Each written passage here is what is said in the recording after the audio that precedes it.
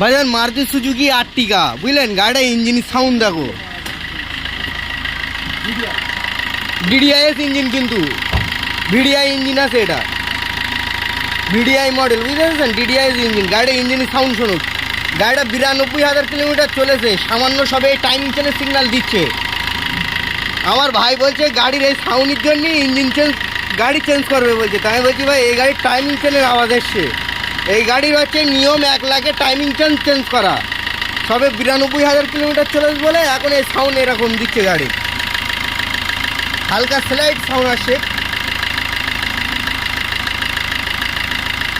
যখন timing change খারাপ হয় তখন কিন্তু গাড়ির সাউন্ড এরকম আসে, বোঝা গেল।